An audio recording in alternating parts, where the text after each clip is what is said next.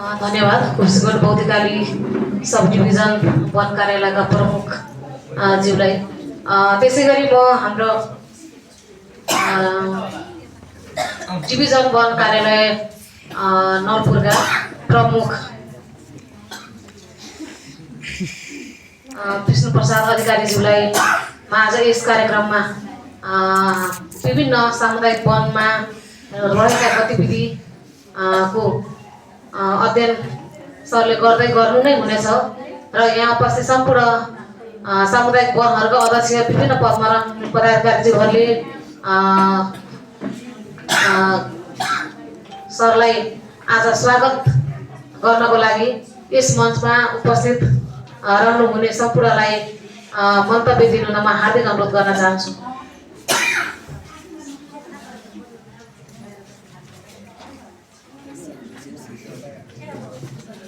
धन्यवाद कार्यक्रम सञ्चालिकाज्यू। वैज्ञानिक वन व्यवस्थापन महासङ्घ स्थानीय इकाइका अध्यक्ष एवं कार्यक्रमका अध्यक्षज्यू, गण्डकी प्रदेश सरकार वन तथा वातावरण मन्त्रालयका माननीय मन्त्रीज्यू श्री यसबहादुर पौडेलज्यू, माननीय सभासद टिका बस्यालज्यू, यहाँ चाहिँ उपस्थित वैज्ञानिक वन व्यवस्थापन महासङ्घका विभिन्न केन्द्र स्थानीय तह लगायत विभिन्न तहमा रहनुभएका चाहिँ पदाधिकारीज्यूहरू, माननीय मन्त्रीज्यूका स्वकीय सचिवज्यू, निजी सचिवज्यू, सब डिभिजन वन कार्यालयका वन अधिकारीज्यू लगायत यहाँ उपस्थित सम्पूर्ण उपभोक्ताज्यूहरू, मानवज्यूहरूमा सर्वप्रथम त यो कार्यक्रम चाहिँ आयोजना गरेर यो स्वागत कार्यक्रम मार्फत यो अन्तर्क्रिया गर्ने अवसर छुटाइदिनु भएकोमा यहाँहरूका चाहिँ यो वन व्यवस्थापनका चाहिँ गतिविधिहरू, दिगो वन व्यवस्थापनको कार्ययोजनाको अवस्था र वनको समग्र अवस्थाको बारेमा चाहिँ जानकारी चाहिँ उपलब्ध गराउनु भएकोमा यहाँहरूप्रति हार्दिक धन्यवाद एवं कृतज्ञता व्यक्त गर्न चाहन्छु। र यहाँ विभिन्न 10 वटा हाम्रो चाहिँ समूहहरू चाहिँ रहेछन्। 9 वटा समूहले चाहिँ दिगो वन व्यवस्थापनको यो अवधारणा पत्र चाहिँ स्वीकृत गराएर काम चाहिँ गर्नुभएको, 6 वटा चाहिँ समूहले चाहिँ सेवा प्रदायक संस्था चाहिँ छनौट गर्नुभएको र अब एउटा समूह सत्यवती खलेपट्टि आफ्नो चाहिँ यो वन व्यवस्थापनको चाहिँ प्रणाली कुन उपयुक्त हुन्छ त्यही अनुसार कार्ययोजना अगाडि चाहिँ बढाउनु भएको अवस्था चाहिँ रहेछ मोटामोटी। र यहाँहरूले चाहिँ जुन कामहरू चाहिँ अगाडि बढाइरहनु भएको छ त्यो कामहरूलाई सकेसम्म छिटो कार्ययोजना स्वीकृत गराउने र स्वीकृत कार्ययोजना अनुसार यहाँले वन पैदावार सङ्कलन चाहिँ गर्ने, समूहको चाहिँ भित्र चाहिँ आन्तरिक खपत गर्ने, बढी भएको बिजुली वितरण गर्ने र टाइमली त्यसबाट चाहिँ लाभान्वित हुने त्यो अवसर चाहिँ प्रदान गर्नका लागि अलि काम चाहिँ छिटो होस् भन्ने हिसाबले हामीले यो स्वागत कार्यक्रमलाई पनि यो अन्तर्क्रियात्मक काममा अन्तर्गत कार्यक्रमको रूपमा चाहिँ यसरी चाहिँ अगाडि बढाएर यहाँले चाहिँ सबै विषयवस्तु प्रश्न पार्नुभयो। माननीय मन्त्रीज्यूको चाहिँ विशेष पहलमा यो सामुदायिक वन यो दिगो वन व्यवस्थापनको कार्यविधि निर्देशिका 2082 जुन चाहिँ स्वीकृत भयो, त्यसले गर्दाखेरि यहाँको सबै यो सामुदायिक वनहरूमा दिगो वन व्यवस्थापन कार्यक्रम लागू गर्नको लागि चाहिँ बाटो चाहिँ खुला भएको छ र अहिले हामी चाहिँ यो दिगो वन व्यवस्थापनको कार्ययोजना तयार गरी यसको कार्यान्वयनको चरणमा चाहिँ प्रवेश गर्न चाहिँ पाएका छौँ। यो अवसरको लागि माननीय मन्त्रीज्यूप्रति म कृतज्ञता व्यक्त गर्न चाहन्छु। र यहाँहरूले अब अगाडि चाहिँ विभिन्न विषयहरू पनि उठान गर्नुभयो। म चाहिँ यो कामलाई कानुनको प्रयोग चाहिँ जनताको चाहिँ हितमा हुनुपर्छ र जनताको चाहिँ हितमा काम गर्दाखेरि असल नियतले चाहिँ काम गर्यो भने समस्या हुँदैन भन्ने त्यो मान्यतामा चाहिँ विश्वास राख्छु। र यहाँहरूलाई चाहिँ विगतमा कानुन बमोजिम यहाँहरूले चाहिँ जुन पाउनु भएको चाहिँ जुन सुविधाहरू सहुलियतहरू छ त्यसमा चाहिँ कुनै कमी चाहिँ हुने छैन र सहज हिसाबले यहाँको चाहिँ यो वन व्यवस्थापनको कामहरू चाहिँ अगाडि बढ्नेछ भन्ने विषयमा म यहाँलाई विश्वास दिलाउन चाहन्छु, पूर्ण रूपमा विश्वास दिन चाहन्छु। र अब यो विभिन्न विषयहरू चाहिँ यहाँले चाहिँ उठान चाहिँ गर्नुभएको चाहिँ विषयहरू छ। जस्तो यो करको चाहिँ विषय, यो करको विषयमा चाहिँ के छ भन्दाखेरि हाम्रो यो पानको दर्तामा आबद्ध भएर त्यो कार्यक्रमहरू सञ्चालन गर्नु पर्यो। 5 नम्बर चाहिँ यहाँले लिनु होला, म त्यो आग्रह गर्न चाहन्छु सबैलाई। अब जहाँसम्म करको विषय छ यो करको विषय यो हाम्रो चाहिँ आयमूलक संस्था हो कि सेवामूलक संस्था हो भन्दाखेरि सामुदायिक वन गोदाम समूहहरू हाम्रो चाहिँ यो सेवामूलक संस्था हो। खालि अब उसमा आम्दानी गर्ने अनि त्यसबाट चाहिँ एउटा व्यापारिक संस्था जस्तो त्यसबाट चाहिँ लाभ लिने मात्रै संस्था होइन, यो सेवामूलक संस्था। यसको पर्यावरणीय महत्त्व छ। यहाँले संरक्षण गर्नुभएको वनले चाहिँ सामाजिक आवश्यकताहरू, पर्यावरणीय चाहिँ महत्त्वका ती विभिन्न विषयवस्तुलाई चाहिँ सम्बोधन गरेको छ। खालि आर्थिक बाटो मात्रै यसमा जोडिएको छैन।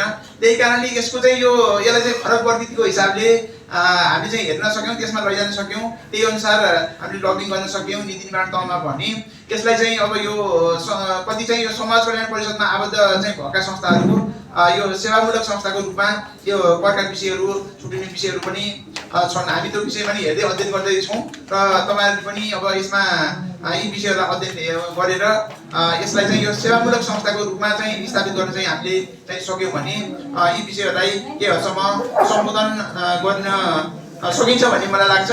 अब यो विभिन्न चाहिँ समूहमा भन्नुभयो यो बजेट चाहिँ पर्याप्त छैन, समस्यामा रहेका समूहहरूलाई चाहिँ अब के गर्ने भन्ने विषय छ। बजेट हामी पनिसँग पनि बजेट चाहिँ यो लिमिट नै छ। यो वर्ष चाहिँ जम्मा यो सबै वन व्यवस्थापनको लागि भनेर हाम्रो चाहिँ 55 लाख चाहिँ बजेट छ। यसमा चाहिँ यो चोकडा वन व्यवस्थापनको चाहिँ पनि एउटा हामीले सँगै यो कार्ययोजना चाहिँ तयारी गरेर कार्यान्वयनको चरणमा चाहिँ लैजानुपर्ने छ। र अब अरू चाहिँ यहाँ उपलब्ध भएका हाम्रो जति पनि चाहिँ सामुदायिक वनहरू छन्, अब 65वटा भन्दा बढी त नवीकरण गर्नुपर्ने छन्। ती समूहहरूमा अब समस्या भएका समूहलाई त्यसबाट हामी कति हुन्छ उपलब्ध बजेट उपलब्ध गराउँछौँ, सहयोग गर्छौँ। अब आफैमा चाहिँ अब गर्न सक्ने जुन जति समूहहरू हुन्छ, कार्ययोजना निर्माण गर्न सक्ने समूहहरू, त्यो समूहहरूले त्यही अनुसार अब कार्ययोजना चाहिँ तयारीमा चाहिँ यहाँ लाग्नलाई म हार्दिक अनुरोध गर्छु। अब यो वैज्ञानिक वन व्यवस्थापन कार्ययोजना र अब यो दिगो वन व्यवस्थापन नाम किन चेन्ज भयो भन्नुभयो। अब यसमा चाहिँ नाम अब त्यही नाम राख्दाखेरि समस्या चाहिँ हुने सबैतिरबाट चाहिँ समस्या आउने भएको हुनाले अब यो हाम्रो चाहिँ केन्द्रको सङ्घीय चाहिँ पनि कार्यक्रम पनि दिगो वन व्यवस्थापन भनेर चाहिँ भनेको छ र यो प्रदेशको हाम्रो निर्देशिकामा नि हामीले दिगो वन व्यवस्थापन कार्यक्रम निर्देशिका भनेर चाहिँ बनाएका छौँ। यो मकसद चाहिँ एउटै हो। यो नाममा चाहिँ धेरै चाहिँ नवल्दिन यहाँलाई म आग्रह गर्छु।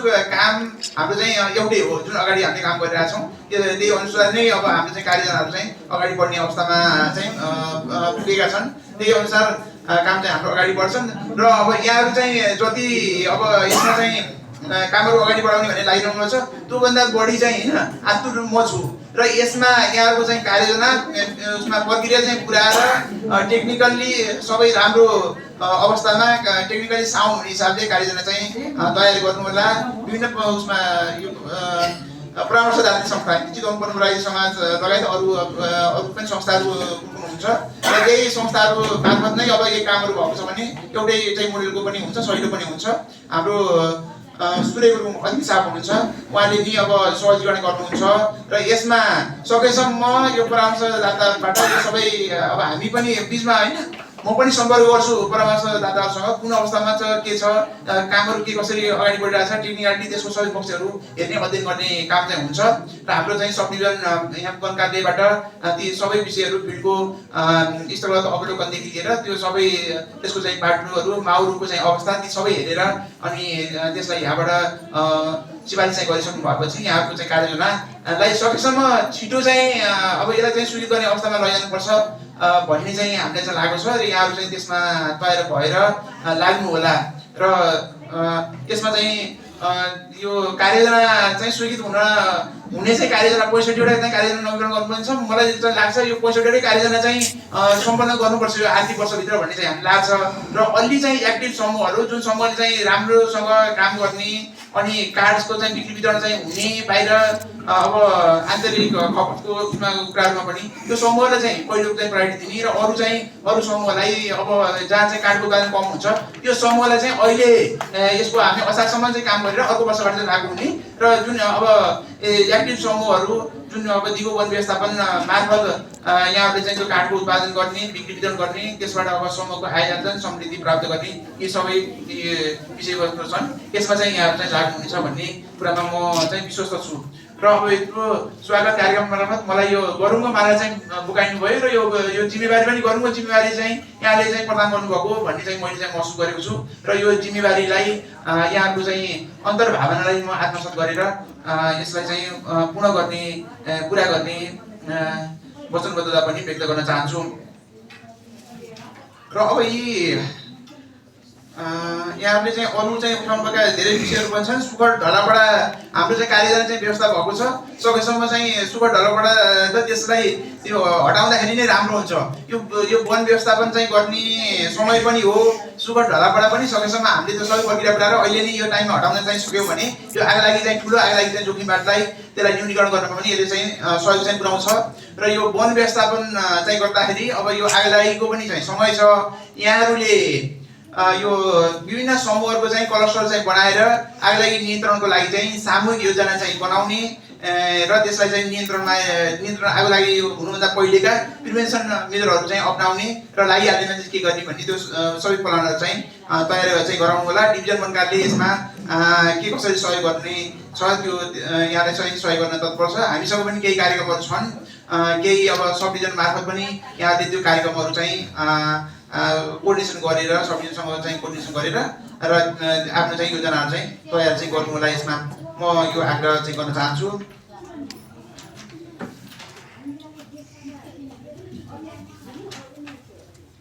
अब यो ढुङ्गा गिटी बालुवाको चाहिँ कुरा छ है। अब यो त कानुन अनुसार नै हामीले यसलाई चाहिँ प्रयोग गर्ने हो र यसमा हाम्रो चाहिँ कानुनमा प्रतिशत कानुनमा चाहिँ व्यवस्था छ।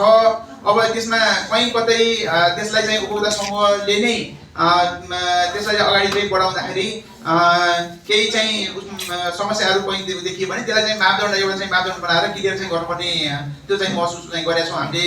त्यो सङ्कलन मुख्यतः अब यो वन पैदावार सर्व नै यसलाई चाहिँ सङ्कलन गरेर उसमा राजस्व चाहिँ लिने र अरू चाहिँ यसलाई चाहिँ प्रयोग गर्ने कसरी चाहिँ गराउन सकिन्छ भन्ने त्यसमा चाहिँ लागेको छौँ। यो लुम्बिनी प्रदेशले चाहिँ यस्तै यो मापदण्ड बनाएर चाहिँ उसमा कार्यान्वयन गरेको छ। त्यहाँको चाहिँ सिकाइ प्राक्टिसहरू पनि हामी चाहिँ हेर्दैछौँ। र अब यो यसमा स्थानीय निकायको र स्थानीय तहले पनि व्यवस्थापन गर्ने ढुङ्गागिटी बालुवाको भन्ने छ।